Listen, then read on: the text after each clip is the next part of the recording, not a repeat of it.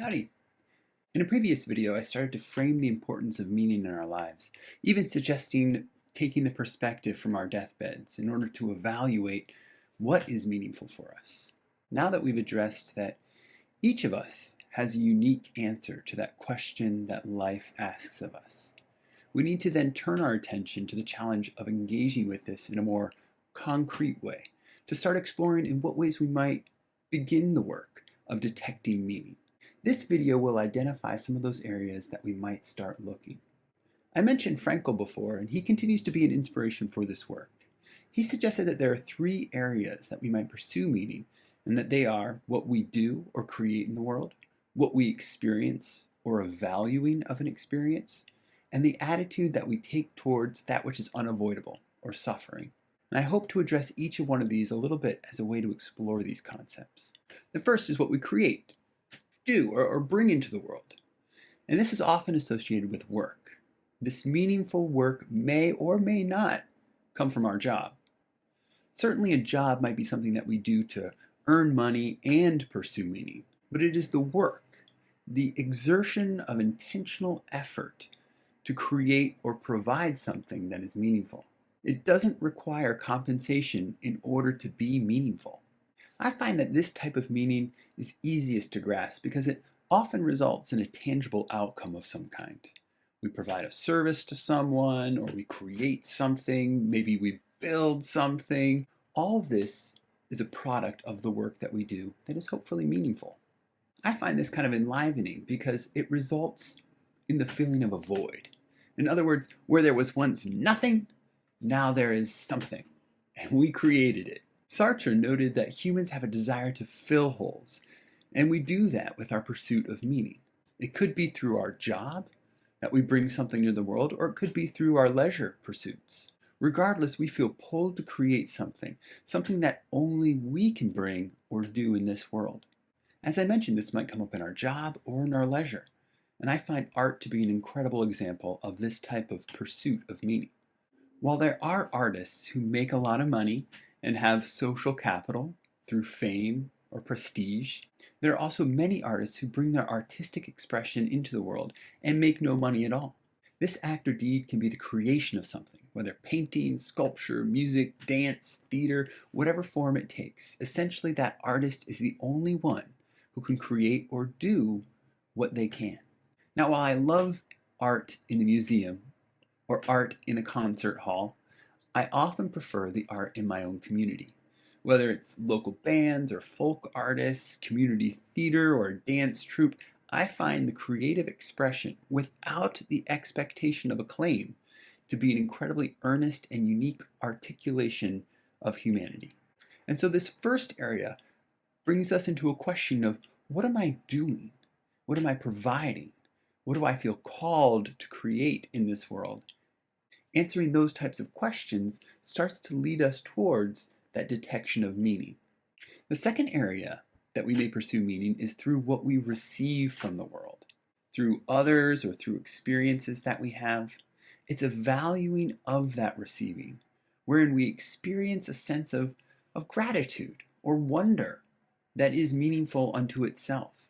This is most clearly felt in the relationships we have with those who we love and who also love us. We find a meaning in our lives tied to experiencing that sense of connection with others, friends and family and life partners, and those that we care for. Additionally, seeing the amazing potential in another person that is still in the process of being actualized. Seeing that, loving them, and being loved helps to bring those things out more into a full articulation of that potential. In addition to love, it's also the way that we experience the world. It could be the way that we experience a song that just so wonderfully captures a moment, or maybe seeing the sun rise or the moon come up. It could be a soft breeze, the smell of fresh cut grass. I love that smell. Or maybe it's coming together with community, maybe coming together for a cause, attending a protest, or engaging in advocacy efforts. Regardless, experiencing those moments in a fully present way can bring a powerful sense of meaning into our lives. The noticing of those moments, witnessing as only we can witness in that moment from our particular vantage point, is a wonderful gift. So in this second area, we might pause and think about, What are those moments? What are those experiences that I feel most present and most enlivened? And in that way, we might start to detect a sense of our meaning. The third area of meaning in life is probably the most challenging of the three because it reflects difficulty, pain, and even suffering. When we are faced with the unavoidable, it is our choice to decide what attitude we take towards that situation. This can be the way that we exercise our freedom, our responsibility, and even our sense of unique character. When suffering has meaning, it's transformed because it's contextualized in our lives. It's given us a sense of purpose, of how we want to move through this. This might look like us accepting the challenge of the unavoidable when it arrives in our lives.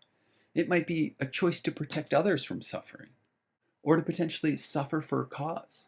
This helps us detach from the situation. It gives us some perspective and allows us to use other qualities that help us face difficulties. Things like humor. Now, no one needs to go looking for suffering, but nevertheless, it shows up in our lives. While it's certainly the hardest of these areas, it can also be the most rewarding in regards to our sense of meaning. Suffering can push us to work through and grow through and challenge our character by confronting these difficulties in a way that gives them purpose, a way that gives them a sense of meaning. So in this third area, we might pause and explore the ways that we're already coming in contact with the unavoidable. What are the parts of our lives or the experiences that we're having that we can't change? They may cause distress, but we might be able to evaluate, how do I want to approach that? How do I want to work through that? Maybe similar to that deathbed perspective, looking back, how would I want to see myself dealing with this? And in that space, we might start to find a sense of meaning. In whatever ways we pursue meaning, we are responsible for the answer that we provide to the question that life poses to us. What is done cannot be undone. Life comes and life goes with such little time in between the beginning and the end. What we do and how we live our lives is our own responsibility. No one can answer life's questions for us. It's each one of us that needs to take responsibility for what we do. However, it's also important to acknowledge the realities of the society in which we live. I think it's unhelpful to pretend that freedom is available to everyone in equal measure, or that there is no consequence for our freedom to choose what we want and what we value. While our freedom to choose is not hampered, the structures of racism, heterosexism, transphobia, and other systems of oppression do not impose consequences equally. I encourage all of us to work against these systems and also to consider them when we are actively choosing how we invest in our lives. These three areas discussed, bringing something into the world, receiving something from the world, and our attitude towards suffering or the unavoidable, these are really not discrete categories that need to be filled like buckets. Rather, they are places to explore in our lives when we're looking to answer the question that life poses to us. The way that we answer the question will vary over the course of our lives, sometimes creating, sometimes receiving, and sometimes working through suffering. And depending upon where we are in our life, one of those might come to the fore, and we really focus on that. Regardless, meaning does not occur in a vacuum or inside of our own heads. It's something that needs to find expression in the world, outside of ourselves. However, the detection of what the answer may be can pull information from both inside and outside of ourselves. So we might start to explore what's present in our lives. We can start by noticing the content of our thoughts. What are the things that we are continually pondering on? What do we tend to consider throughout the day? Maybe notice some of those themes, how they kind of connect to your thoughts, and maybe start to point to something that we feel called to do. Now, what the action will be in this area is going to vary by each person, given our unique identities, given our culture, strengths, abilities, and the time in our life. It's our unique contribution that life asks us to bring. So too, noticing the feelings of appreciation, gratitude. This might start to point to where we are valuing or what we are valuing about being alive. Noticing these areas and then amplifying them by bringing a deeper presence in those moments. Just like mindfulness, we can slow down to observe, describe, and more fully participate in the presence of this valued experience. And as we work with those areas of the unavoidable or suffering, sometimes the ability to get outside of ourselves and detaching can help us identify how we want to face those difficulties. If we live inside the difficulty alone, we might be consumed by it. But if our minds can detach from it for a moment, we have this option to choose something different. We can consider how we prefer to work through these challenges, and then intentionally pursue that course of action. As Frankl noted, between stimulus and response, there is a space. In that space is our power to choose our response. In our response lies our growth and our freedom. Whatever answer we feel emerging to this question posed to us by life, we need to assess its veracity. Questions like, does this contribute to others?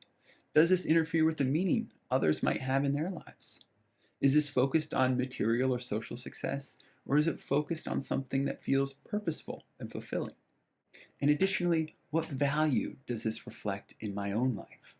The work of a meaningful life is certainly challenging, all the more so when we consider the context of a society that pushes a myriad of measuring sticks upon us.